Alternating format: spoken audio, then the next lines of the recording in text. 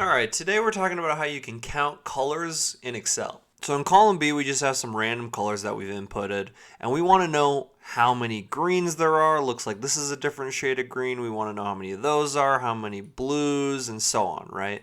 And here we have all of the different colors that are in this column. Here is where we want to display the amount or the count of each of those colors. Now, I'm not going to go into depth on why this might be useful, because if you're watching this video, you probably know why you want to be able to do this.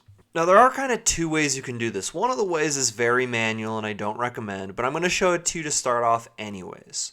So you want to select the column heading and all of the data that you're looking to analyze. So in this case, we want to select all of the cells that are colored so that we can count them.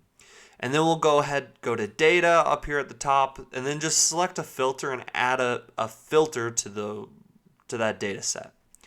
Then we can go here and we can filter by different colors. So if we filter by green, it'll just show green. And then at the bottom left corner, we can see that it's counting that for us. There's 4 of 24 being shown. So that means that there are 4 of this green color. Now if we switch to, say, orange, it'll do the same. There's 3 oranges, and we can do the same thing with any other color. Purple, there's 8, right? So you can do that, and that's very manual. But if you're only doing that one time, and you just need to know really quick, you can do it that way. However, there is a better way to actually get Excel to count the colors for you. However, you need to use VBA, which I know can be super scary, except I promise you it's really not that bad. So we're going to walk through it step by step, and basically in VBA we're going to create our own formula to be able to count these colors in this data set. And it's going to be a lot easier than you think. So just stick with me. So basically what you need to do is you need to go to the developer ribbon. If you don't have that developer ribbon, just right click and then hit customize the ribbon. This menu box will pop up, and just make sure that the developer tab right here is checked, and then hit OK. So now you can go to the developer, and you're going to want to hit Visual Basic or VBA, which is going to bring up this blank window. Go up to Insert and then just hit a new module, and that's just going to give you a blank page. All right, nothing too scary yet.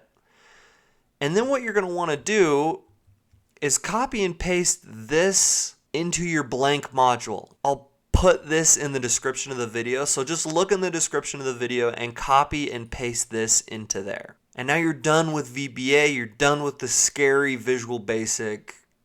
You can just minimize that window. So now go back here. Now what I named that formula is color count. So go ahead and select color count. That'll just appear as a new formula for you. Now there's 2 parts to this formula. The first part is you want to select all the data with the cells that are colored. So select your entire data set, and what you're going to want to do is hit FN F4 to lock this data set. So basically that means you're going to put a $sign in front of the column and row number. So $sign in front of B, 3, B, and 26. Then you'll hit comma, and the second set you need is a cell displaying the color you want to count.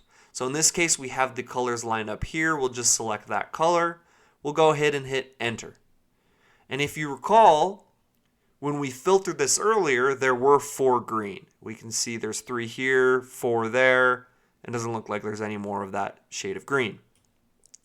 And now that we've locked this, we can drag this formula all the way down, and it's going to give us the count for each of these different colors. Now there's one last thing before you go. If you want to save this, you need to then save it as a macro-enabled workbook, because we're using some VBA, and this Excel sheet needs to be saved as a different format in order to keep that VBA alive and active. So just make sure when you save this, save as XLSM or macro-enabled workbook, and you should be good to go. So thank you so much for watching. If you have any other questions about how this works, please leave a comment. Thank you so much, and before you go, please hit the like button. Don't forget to subscribe on your way out. I really appreciate that. Thank you, and have a great rest of your day.